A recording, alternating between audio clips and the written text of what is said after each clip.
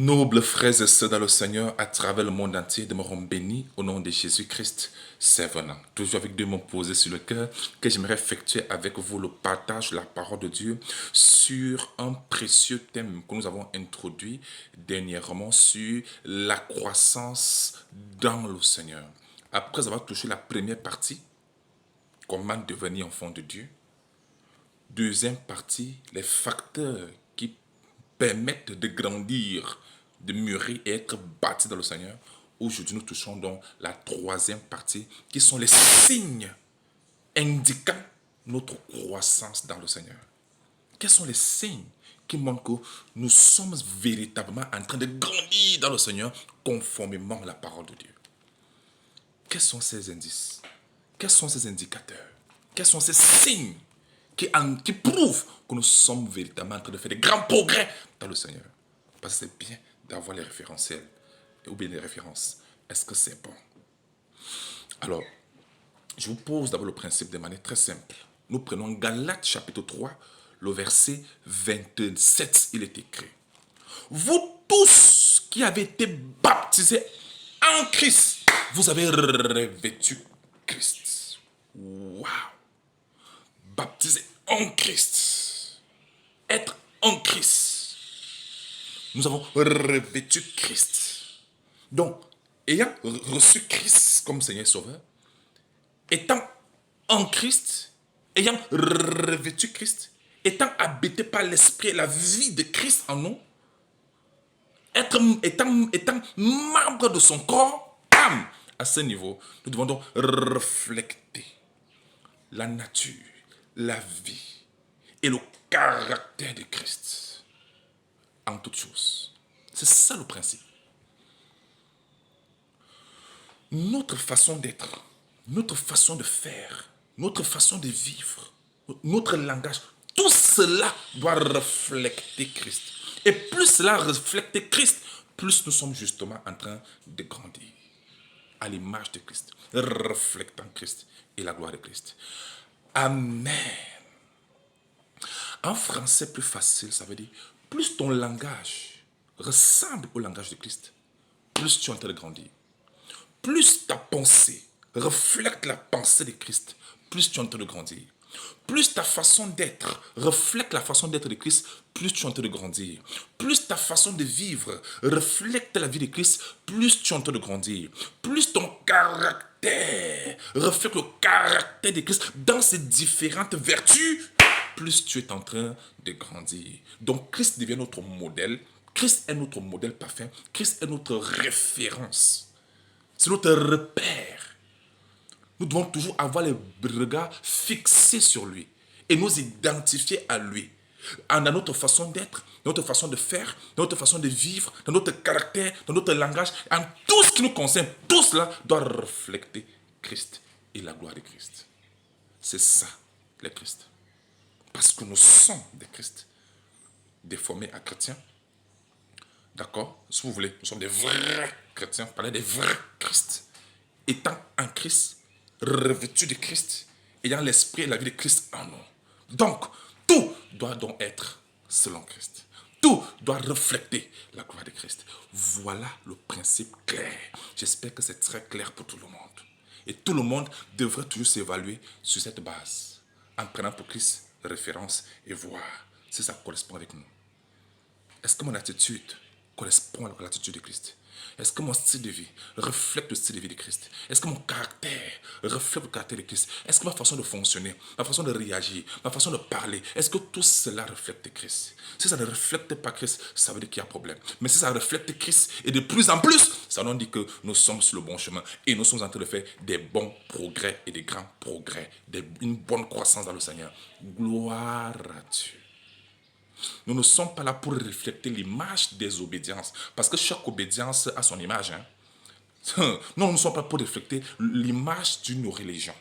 L'image d'une obédience. L'image d'un ministère. Non, nous sommes là pour refléter l'image de Christ. Nous sommes là pour refléter l'image de Christ. Pas l'image d'une organisation religieuse. Pas l'image d'un groupe. Pas l'image d'une obédience. Pas l'image d'une religion. Mais l'image de Christ. Tout doit être selon Christ. Amen. J'espère que c'est beaucoup plus clair pour tout le monde. Maintenant, ayant compris cela, nous allons donc prendre Galates chapitre 5, d'accord? Nous passons au deuxième principe, qui découle du premier. Ici, nous allons revoir ici la différence entre les œuvres de la chair et les œuvres de l'esprit, parlant du fruit de l'esprit. Parce qu'il faut savoir que plus, le principe c'est que plus les œuvres de la chair disparaissent complètement en nous, et que nous abondons ici dans les œuvres, dans l'œuvre de l'esprit, si vous voulez, le fruit de l'esprit, plus le fruit de l'esprit abonde en nous, plus nous sommes en train de grandir. Plus nous reflectons, d'accord, le fruit de l'esprit dans sa diversité, plus nous sommes en train de grandir. Et moins ces œuvres de la chair disparaissent en nous, ça prouve qu'on est en train de grandir. Donc les œuvres de la chair doivent être complètement balayées, d'accord, de plus en plus en disparition. Mais le fruit de l'esprit doit être beaucoup plus en abondance. Nous devons plus abonder en fruit de l'esprit pour qu'on sache qu'on est véritablement en train de grandir. Est-ce que c'est bon? Lisons. Galates chapitre 5, lisons du verset 16. Donc je suis en train de vous montrer les liens pour voir que d'un côté on est en train de disparaître, les œuvres de la chair disparaissent, de l'autre côté le fruit de l'esprit est en train d'abonder. C'est ça qui prouve que nous sommes en train de grandir. C'est ça le deuxième principe. C'est clair pour tout le monde? C'est parti. Galates 5, du verset 16. Je dis donc, marchez selon l'esprit et vous n'accomplirez pas les désirs de la chair. Car la chair a des désirs contraires à ceux de l'esprit et l'esprit a des contraires à ceux de la chair. Ils sont opposés entre eux afin que nous fassions pour ce que vous voudrez. Montrant ici que les œuvres de la chair doivent disparaître et les œuvres de l'esprit doivent, l'œuvre de l'esprit, si vous voulez, doit davantage abonder. Nous devons abonder en œuvre de l'esprit. Amen. Le fruit de l'esprit. Nous continuons. Si vous êtes conduit par l'esprit, vous n'êtes point sous la loi. Le verset 19. Or, écoutez alors, les œuvres de la chair sont manifestes. Voici les œuvres de la chair qui ne doivent plus se manifester. Mais c'est l'œuvre de l'esprit qui doit plus se manifester quand on est en train de grandir. Or, les œuvres de la chair sont manifestes. Ce sont l'impudicité. Mais une vie de désordre à tous les niveaux. Que ce soit le désordre intime, le désordre à tous les niveaux, rien n'est ordonné. Il n'y a aucune dignité. L'impureté. Waouh! Tout ce qui n'est pas digne là, c'est l'impureté. Tout ce qui est cadre par la volonté de Dieu, qui n'exprime pas la dignité, c'est l'impureté. La dissolution. C'est quand quelque chose est bien qu'on va à tout prix arrêter ça, à détruire ça. Ça, c'est la dissolution. Ce sont les œuvres de la chair. L'idolâtrie. Tout ce qu'on aime plus que Dieu, tout ce que l'on aime plus que Dieu, on s'attache tellement à la chose plus que Dieu, ça devient de l'idolâtrie. Il y en a qui sont plus attachés aux ancêtres, plus attachés aux morts qu'au Dieu qui est vivant. C'est terrible. La magie. La magie, c'est tout ce qui est... c'est tout ce qui est sorcellerie, tout ce qui est mystique négativement, tout ce qui n'est pas bien aux autres. Il y a des gens comme ça, ils ne vivent pas s'ils ne consultent pas les marabouts. Sinon pas les écossais avec eux, sinon pas les choses, ils s'intéressent toujours aux trucs mystiques, des choses négatives, des choses que Dieu n'aime pas. Mais ils aiment ça. Ça, c'est la magie. Ils aiment des choses bizarres, des choses mystiques. Il y a des gens comme ça. Au lieu de s'attacher, se tourner vers le véritable Dieu, mais se tournent plutôt vers la spiritualité des hommes. Le mysticisme des hommes, ça ne marche pas. Ça, ce sont les œuvres de la chair. Ils pensent que leur vie dépend. Non, ce n'est pas bon. Les inimitiés, les colères, les haines, ça sont les œuvres de la chair. Les querelles. Ça dit sur rien, on est en train de se disputer comme ça, là, on se querelle. On n'arrive pas à tenir une conversation posée. Quand les gens n'arrivent pas à tenir une conversation posée, ça devient la querelle, les gens discutent sur rien. On ne sait pas. Alors le point peut être clairement posé et discuter à tête reposée. Il y a des gens qui ne savent même pas causer posément. C'est toujours l'esprit de querelle. Oh, non, non, non, non. Ce sont les œuvres de la chair. La querelle, c'est dire n'importe quoi, aller là-bas. Oh non, on n'est même pas clair de notre façon de faire, ce n'est pas bien. Ce sont les œuvres de la chair. Les jalousies. N'aime pas voir l'autre avancer. N'aime pas voir l'autre, ça énerve. Pourquoi là comme ça Ça, ce sont les jalousies. N'aime pas apprécier l'évolution des autres. C'est la jalousie. C'est pas bon. Ce sont les œuvres de la chair. Les animosités.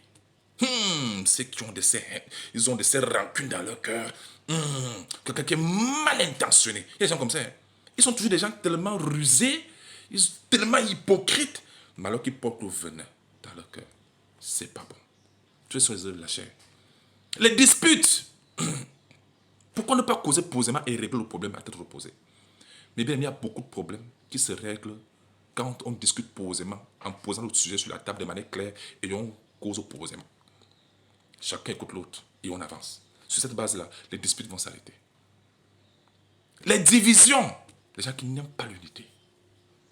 Qui n'aiment pas l'entente, n'aiment pas l'unité. Toujours en train de créer les confusions et tout ça, tout ça. Non. Les sectes. C'est une minorité qui se met de côté pour essayer de dominer sur les autres sans demander leur avis. Ça, ce sont des sectes. Or, en Christ, nous sommes censés être un. De me permettre aussi de donner son l'autre à son, de permettre aussi à l'autre de donner sur son avis. Sinon, ça serait comme si on était créé une secte. Ça, ces choses n'existent pas en Christ. Hein. Ce sont les choses du monde. On vient voir ça tout à l'heure là. Des sectes. Il y a des gens qui aiment même les sectes, même réelles, même. Les sectes réelles que vous connaissez là. Les gens aiment les sectes. Ils aiment les choses pernicieuses et des endroits où ils peuvent. Non, non, non. Entretien les choses de la chair. L'envie. Moi, je vais être comme l'autre. Chacun est unique en son genre. Chacun mène sa vie sur la terre, selon comme Dieu oriente chacun. Tu es pas obligé d'être comme l'autre. Sois toi. Sois ce que Dieu veut que tu sois. Pourquoi l'envie dans le cœur? C'est l'envie qui apporte les jalousies, qui apporte la sorcellerie, les envies. Les gens n'arrivent pas à être satisfaits de ce que Dieu leur a donné. Être insatisfait, être ingrat. Tout ça, ça fait partie de ces choses que Dieu n'aime pas. Les gens qui sont envieux sont les gens qui sont toujours insatisfaits et ingrats de ce que Dieu leur donne même. Ils ne voient même pas ce que Dieu leur donne, ce que Dieu leur a donné. L'ivrognerie, consommer en excès sans contrôle. L'excès de table, c'est-à-dire manger sans contrôle. Et les choses semblables, y compris l'hypocrisie, les ruses et tout ce que vous connaissez. La Bible dit, écoutez, ça c'est Paul qui a écrit aux enfants de Dieu. Il dit, je vous dis d'avance, comme je l'ai déjà dit, que ceux qui commettent de telles choses, il n'a pas dit vous qui commettez, ce n'est pas les enfants de Dieu qui commettaient cela. Il n'a pas dit que vous qui commettez, il a dit ceux qui commettent. Il dit, je vous le dis à vous, que ceux qui commettent, il n'a pas dit vous qui commettez. Donc, il n'était pas les enfants de Dieu. Il s'adresse aux enfants de Dieu par rapport à ceux qui ne l'étaient pas encore. Voilà pourquoi je vous le dis, que ceux qui commettent de telles choses, pas vous qui commettez de telles choses, mais ceux qui commettent de telles choses, il faut bien lire la Bible, les bien-aimés. Lisons la Bible entre les lignes. Les gens ont pris ces versets, ils ont attribué sur les enfants de Dieu. Non, non, non, les vraies Bibles du Seigneur ne fonctionnent pas dans ça. Ça peut arriver, oui, mais ce n'est pas qu'ils vivent dans ça, non. Je vous le dis, vous, enfants de Dieu, que ceux qui commettent, pas vous qui commettez, comme si les accusaient, non, il dit ceux, parlant de notre groupe de personnes qui ne sont pas encore le Seigneur et qui vivent dans ça. Parlant ici des non-croyants. Ceux qui commettent de telles choses n'hériteront pour le royaume de Dieu, et c'est vrai. Parce que nous, les enfants de Dieu, nous avons déjà hérité le royaume. Ça, il faut le savoir. Nous sommes déjà assis dans le céleste en Jésus-Christ. Donc, il ne s'agit pas ici des enfants de Dieu. Quand on dit n'hériteront point, on s'adresse à ceux qui ne sont pas encore nés de Dieu. Ceux qui vivent encore dans le monde. Qui ne sont pas encore les véritables brebis du Seigneur. Qui ne sont pas encore les vrais enfants de Dieu. N'hériteront point. Parce que c'est eux qui vivent dans ça. Mais les enfants de Dieu vivent dans la pureté. Même si ça les arrive de faillir, mais ils se relèvent et ils avancent dans la sainteté, dans la pureté, dans la justice, dans la vérité, selon le Seigneur. Amen. Nous sommes tous en train de nous perfectionner, n'oublions pas. Nous sommes tous en train de nous perfectionner. Même à 100 ans, on continue toujours à se perfectionner. Que ce soit dans la vie réelle, que ce soit dans le Seigneur. C'est un processus sans fin. Et ça, c'est clair. Enfant de Dieu, si tu es arrivé de tomber, relève-toi et avance. Toi qui marches correctement aujourd'hui, combien de fois es-tu tombé quand tu étais bébé? Jusqu'à ce que tu sois capable de marcher par tes propres pieds aujourd'hui. Ou tu étais tombé combien de fois? Plusieurs fois, non? Tu t'es découragé? Non. Tu t'es relevé pour avancer? Non. Ou tu marches sans tomber? Non. Beaucoup de courage. Ne restez pas assis, ne restez pas couchés. Relevez-vous. À tous ceux qui sont découragés, relevez-vous et avancez avec le Seigneur. Amen. Il vous fortifiera lui-même au fur et à mesure que vous avancez. Gloire à Dieu. Maintenant, ce sont les œuvres de la chair. Maintenant, touchons dans le fruit de l'esprit.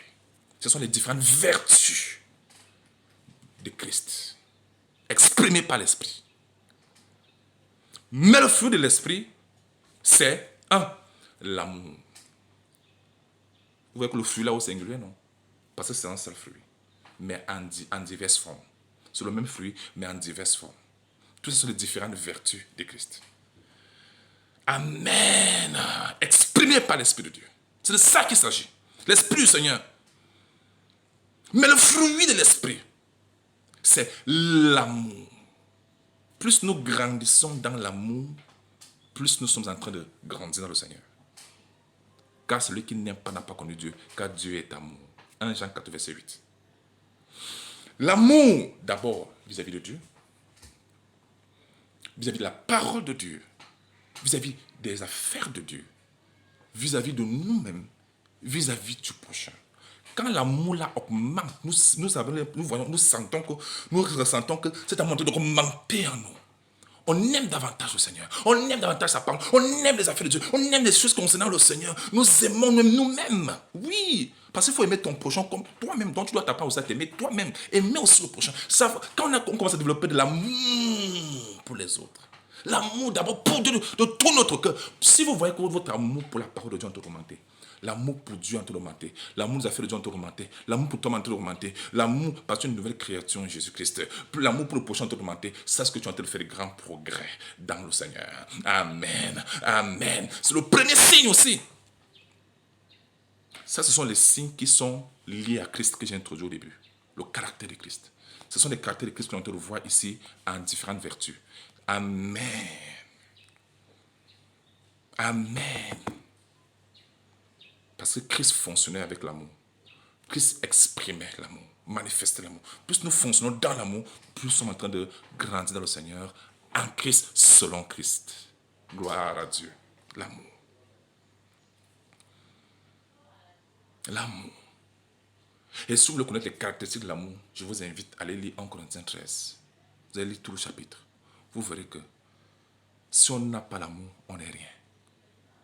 Et les caractéristiques de l'amour sont bien identifiées là, dans 1 Corinthiens 13, du verset 4 au verset 8. Je vous invite à aller lire ce verset-là. Vous allez voir les caractéristiques de l'amour d'ici là.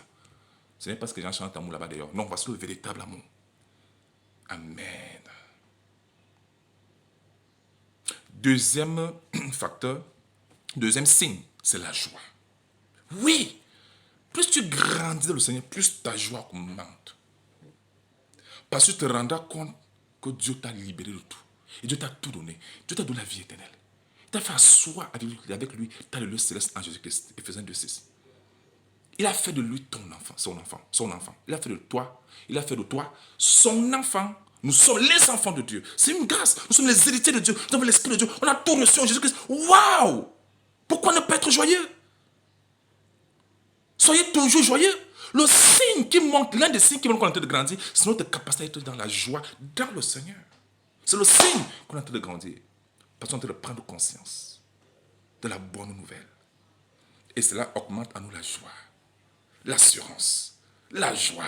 Waouh! C'est un signe que voilà quelqu'un qui est en train de grandir. On sort la tristesse pour entrer dans la joie. Et plus la joie inonde, plus la joie augmente en nous. La joie du salut, qui est notre force. La joie électrique qui est notre force. Plus la joie augmente, plus nous sommes en train de grandir. Et nous devons être capables d'exprimer cette joie à l'extérieur. Gloire à Dieu. Un autre signe, c'est la paix. Nous ne pouvons, vous savez, quand on commence à grandir, vous savez, humainement parlant, quand on commence à grandir, on commence à rechercher la paix. C'est au plan humain même d'abord. Tous les gens matures aiment plus la paix plus que tout. La paix, la tranquillité. C'est aussi comme ça le règne spirituel, les affaires de Dieu. Quand on est en Christ, c'est la paix qu'on recherche. Nous devenons des gens de paix, les enfants de paix. Heureux ceux qui procurent la paix. Matthieu 5, 8 à 9, verset 9. Il dit, heureux ceux qui procurent la paix quand ils sont appelés fils de Dieu. Nous sommes les gens de paix. Nous aimons la paix. Nous n'aimons pas les embrouilles. Non, la paix, la tranquillité. Plus tu commences à grandir dans la paix, aimant la paix, procurant la paix aux autres, sache que tu commences à grandir dans la foi. Tu commences à grandir dans le Seigneur. C'est le signe que tu es en train de faire des grands progrès. Plus tu aimes la paix, plus tu es en train de faire des grands progrès. Plus tu vis dans la paix, plus tu es en train de grandir, tu es en train de faire des grands progrès dans le Seigneur. Plus on procure la paix. On n'aime pas les embrouilles. Là, il y a les confusions. On met la paix pour ceux qui aiment la paix. C'est mieux. Ceux qui n'aiment pas la paix, oui, ils vont quitter. Mais, quand toi, tu es un homme de paix, Tu n'aimes pas les embrouilles. Tu aimes la paix, tu aimes la tranquillité. C'est le signe que tu es en train de grandir dans le Seigneur. Amen. La paix. La paix. Le prochain point, c'est la patience. Vous savez, quand on est enfant, les enfants ne sont pas patients. Hein. Si les mamans veulent le bonbon, il veut ça maintenant. Il ne connaît pas qu'il va attendre demain. Si tu l'as, il va commencer à crier partout. Ils sont impatients. Mais quand on commence à grandir, on commence à être patient. La patience, elle fait aussi partie des signes qui montrent qu'on est en train de grandir. Plus on est patient. C'est la précipitation qui nous a tous induits en erreur. Dans le passé, n'est-ce pas? Mais quand on commence à grandir, on commence à être patient. On attend le temps de Dieu. On attend le bon moment. On peut faire une bonne chose au mauvais moment et ça crée la confusion. Savoir faire des bonnes choses au bon moment. Soyons patients. Amen. Amen. La patience, c'est une vertu, c'est un signe qui montre qu'on est en train de faire des grands progrès dans le Seigneur. Amen. La patience. Plus on est patient, plus on est en train de grandir. Mais moins on est patient, ça montre même qu'on est immature. Parce que les enfants qui sont le cœur là-bas, n'arrive pas à être patient, n'arrive pas à être posé. N'arrive pas à être posé. La patience est un signe qu'on est en train de grandir. Être posé, être patient, savoir quand parler, quand réagir. Alors que l'enfant n'est pas comme ça. L'immature n'est pas comme ça. Mon de choses, il parle, il commence à réagir, il réagit. Non, non. Quand on commence à être mature, on commence à être posé et tranquille. On est patient. On sait quand parler, comment réagir, quand réagir. On ne réagit pas spontanément, comme si c'était l'été, on touche action-réaction. Non. Quand tu commences à grandir à la fois, tu commences à être patient. Amen. Gloire à Dieu. C'est ça l'expression de la sagesse. Le discernement. La maturité. Être posé. Enfants de Dieu sont posés. Posés. Patients. Amen. Un autre signe qui montre qu'on est en train de grandir, c'est la bonté. S'il vous plaît, ne pas confondre la bonté avec la gentillesse. Il n'est pas dit dans la Bible que Dieu est gentil, mais il est bon. C'est quoi la bonté? C'est faire tout selon la justice. C'est agir selon la justice et selon la vérité. Dis oui quand il faut dire oui et dis non quand il faut dire non. C'est ça être bon. C'est ça la bonté. Quand le parent fouette l'enfant, ce qui fait là, l'enfant va dire que maman n'est pas gentille, ou papa n'est pas gentil. Peut-être ce n'est pas la gentillesse, mais c'est la bonté parce que c'est pour son bien. C'est ça la bonté. Agir selon la justice. Agir selon la vérité. C'est ça la bonté. Être juste. Plus on est juste, sincère, honnête, plus on est vrai, plus on est bon, plus on est en train de grandir. C'est le signe qui montre qu'on est en train de grandir. Plus tu aimes la justice, tu aimes la vérité, plus tu es en train de faire de grands progrès. C'est ça la bonté. Mes bien-aimés, grandissons dans la bonté. Dans la bonté. Et qui dit bonté, dit justice, dit vérité. Dis oui quand il faut dire oui et dis non quand il faut dire non. Le Seigneur le disait encore, que votre oui soit oui. Ce qui vient après vient du mal. Il y a des gens qui ne savent pas être comme ça. Pourquoi dire oui et puis le soir on change oui, non, non, oui, oui. Non, ça c'est immature. Quand on est mature, ton oui et oui, ton non et non. Tu ne marches pas là-dessus. Il y a des gens qui ne savent pas dire non. Il dit oui, mais là le cœur, il sait bien qu'il ne va pas faire ce qu'il te demande. Il va dire là, non, ne soyons pas comme ça. Soyons, la bonté c'est la justice, la vérité. Être vrai, sincère, être direct. Être sincère, c'est ça la bonté. Quand Dieu dit que voici ce que j'aime, voici ce que j'aime pas, quand c'est être bon, il est clair. Quand on est enfant de Dieu, on devient de plus en plus clair dans notre façon de faire les choses. Sur nos positions. On ne tergiverse pas. À tous ceux qui disent oui maintenant, et puis changent de nom, et puis disent oui, et puis... C'est un signe. C'est comme ça que les enfants fonctionnent comme ça. Mais quand on est mature, quand on commence à grandir, ton oui est oui, ton non est non. Et tu fais des choses pour la bonté.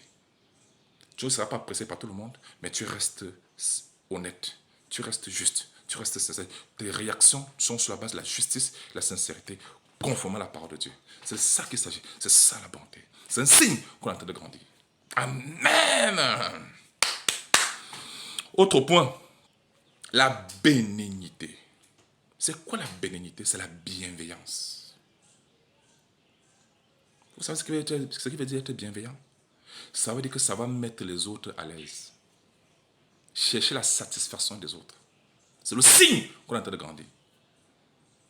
Être bienveillant. J'aime voir l'autre à l'aise. Il faut que je fasse tout pour me mettre l'autre à l'aise, pour ne pas indisposer. Même le livre de Romains chapitre 14, quand vous allez lire, vous allez voir dans le compte qu'il y a des choses que Dieu demande aux enfants de Dieu de ne pas faire. Pas parce que c'est un péché, mais c'est pour ne pas être une occasion de chute pour l'autre. Même au niveau de la nourriture. Ah oui. Donc tout ça, c'est parce qu'il faut apprendre à mettre les autres à l'aise. Il y a des gens qui ne savent pas mettre les autres à l'aise.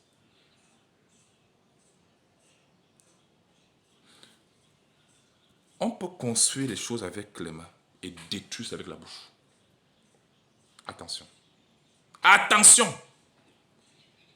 Car la mort et la vie sont au pouvoir de la langue. Mais bien aimés, notre bouche, nos paroles doivent être des paroles qui construisent. Des paroles bienveillantes. Un langage bienveillant. Une attitude bienveillante pour les autres. Aider les autres à être aussi bien. Les gens qui sont insupportables. Pam, pam, pam, pam, tu passes. Non! Non, non, non, non. Quand nous sommes en Christ, nous sommes bienveillants. Être hospitalier. Ça va mettre les autres à l'aise qui sont près de nous. C'est important. C'est le signe qui montre qu'on est en train de grandir dans le Seigneur. Amen. Bienveillant, ça va prendre les autres. C'est très important.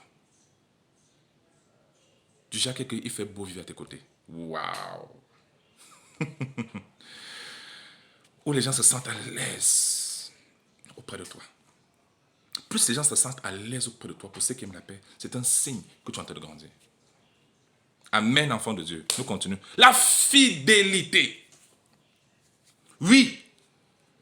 La loyauté. La fidélité. C'est le signe qui montre aussi qu'on est en train de grandir. Plus on est fidèle à Dieu, à nous-mêmes, à nos paroles et aux autres, plus on est fidèle et loyal, plus on est en train de grandir. C'est le signe de la maturité. Ce sont les gens qui ne sont pas en porte tout va de doctrine, ils sont là. Non, être fidèle à Christ, fidèle à la parole de Dieu, fidèle même à nos compagnons, être fidèle à la loyauté dans la vie. C'est le signe que telle personne est mature et est en train de grandir davantage dans la maturité. Voir quelqu'un qui atteint la maturité, quand quelqu'un est fidèle et loyal. Amen. Et surtout, soyons fidèles à ce que nous disons. Loyal à la parole de Dieu. Gloire à Dieu. Donc, bien aimé, la fidélité est un signe qui montre qu'on est en train de grandir. Amen. La douceur. Waouh. La douceur. Voilà encore un autre signe. Pas de bien, les gens qui sont tellement la brutalité dans le... Non, ce n'est pas la... Soyons doux. La douceur est une expression de la sagesse. Plus on augmente en sagesse, on augmente en douceur, et plus on augmente en douceur, plus nous sommes en train de grandir dans le Seigneur. Amen. Quelqu'un de doux, c'est quelqu'un de très posé. Posé. La douceur, ça va prendre les autres. Ça va prendre les gens. Tu viens à chaud, je te prends à froid. C'est la sagesse. C'est la douceur. Amen. La colère n'excite que la colère. Mais la douceur est un signe qui montre qu'on est en train de grandir. Nous tous autrefois, on n'était pas doux. Hein? On était... Mais avec la maturité, en grandissant, on devait de plus en plus doux en toutes choses. Que notre langage soit un langage doux. Nos paroles soient des paroles douces. Notre attitude, une attitude douce. Notre façon d'être, c'est tellement doux, c'est magnifique, c'est nickel. C'est ça le signe qui montre qu'on est en train de grandir. La douceur. Et là, j'aimerais beaucoup plus interpeller aussi les femmes qui ont cette vertu même naturelle, la douceur. Amen. La Bible dit, une langue douce brise les os. Ah oui. Quand on est doux, on brise même les choses les plus difficiles. Mais quand on est, ça ne va pas donner. La douceur est un signe qu'on est en train de grandir le Seigneur. Est-ce que c'est clair?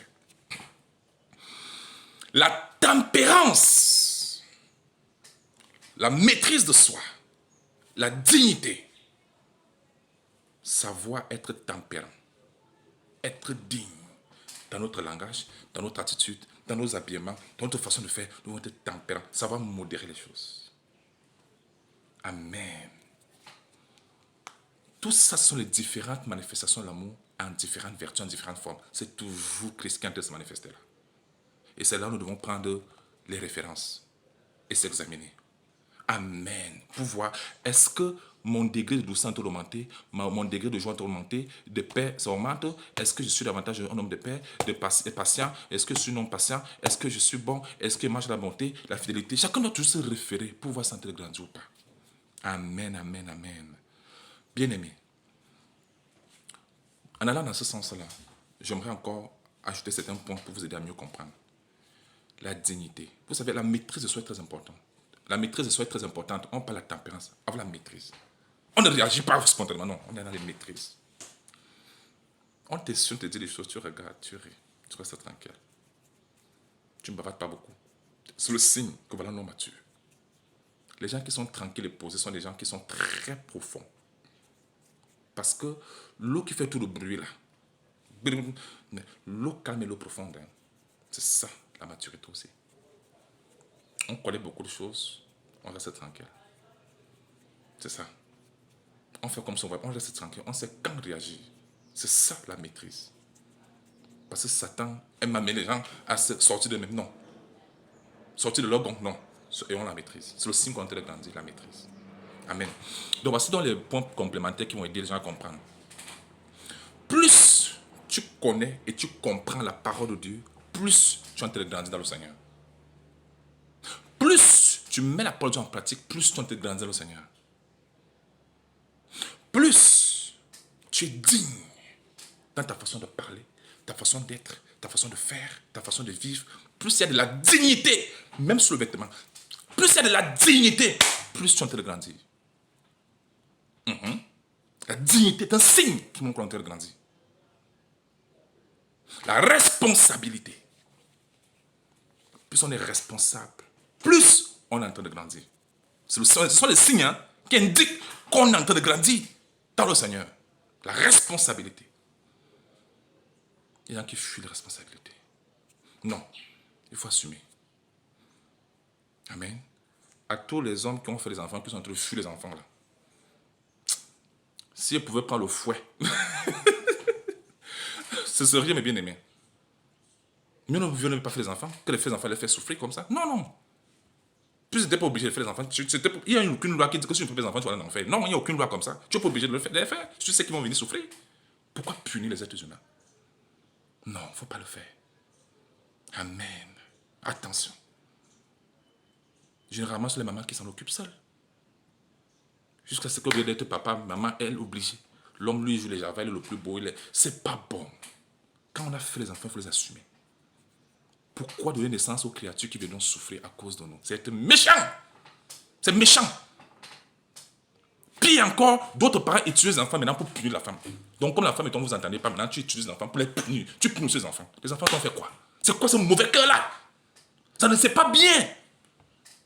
Ça ne doit pas se retrouver en Christ. Amen. Ne pas instrumentaliser les enfants, punir les enfants parce qu'on a des problèmes avec la mère. Non. Amen. La responsabilité est importante. C'est un signe qu'on est en train de grandir.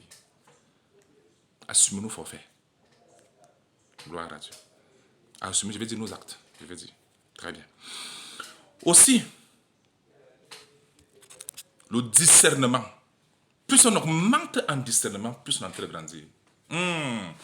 Tu regardes une personne, quand tu as le discernement, l'esprit de discernement, c'est le signe que tu es en train de grandir. Amen.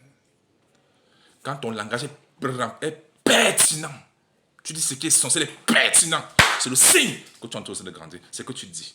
Compte aussi. Montre si tu as grandi ou pas, si tu es aussi enfant ou pas. Ah oui. Qu'est-ce que tu dis? On t'écoute. En une minute, on peut voir si tu es mature ou pas. Ça dépend. Donc attention à ça. Amen. Mes bien-aimés, plus on comprend les choses de Dieu, plus on est en train de grandir.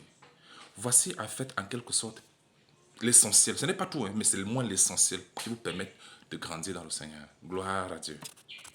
Un dernier point que j'aimerais ajouter, c'est le fait de ne plus avoir un intérêt vraiment pour des choses de la terre. D'accord? Ça veut dire que le cœur ne bat plus pour ces choses-là. Il y a des gens qui sont capables de tuer juste à cause d'un franc. Ils sont capables de tuer. Tu vois cet attachement matériel du genre, ils sont capables de tuer. Non! Il n'est pas mauvais d'avoir le matériel, d'avoir de l'argent. Ce n'est pas un péché d'être riche. D'accord? Il y en a qui sont nés dans la richesse. Ça ne veut pas dire que c'est un péché. Non. Mais l'attachement comme tellement... Paul le disait encore, que je vois toutes ces choses comme la boue afin de gagner Christ. D'accord? C'est bien d'avoir des richesses financières et matérielles. C'est gloire à Dieu. Mais l'attachement doit être, le cœur doit être attaché au Seigneur. Amen. Et pour finir, les valeurs de la vie. Il y a des gens qui ont perdu les valeurs. Le respect, la politesse, les valeurs que vous connaissez. Nous devons être ceux qui conservent les valeurs, les vertus de la vie. Les valeurs humaines, les valeurs divines. C'est important. Combien aujourd'hui on conserve la dignité? Conserve encore les valeurs de la vie? Combien? Le respect pour les aînés, ça fait partie des valeurs de la vie. Ne pas indisposer les autres, ça fait partie des valeurs de la vie. Conserver sa sexualité. Rester homme. Ne pas faire des trucs de l'homosexualité. Non. Ne pas faire restons dignes. Il faut, comme il y a les valeurs qu'il faut retenir, quand même. On ne parle pas comme n'importe comment aux aînés. Il faut savoir. Il y a des gens qui manquent même cette éducation de base. Les valeurs de base. Les valeurs de base. Non, non, non, non. Quand nous sommes dans le Seigneur, nous devons respecter ces valeurs. Soyons ceux-là qui respectons et qui valorisons les valeurs de base. Ce sont les valeurs de la vie. Amen. Bien aimé, je vais m'arrêter là. La liste est non exhaustive, mais voilà à peu près l'essentiel. Demeurons bénis, que la grâce, la paix de Dieu abonde à chacun d'entre nous. Et à tout le monde, tous ceux qui sont tombés découragés, relevez-vous dans la foi et avancez en avant. Car mieux vaut la fin d'une chose que son commencement. Je vous aime. Amen.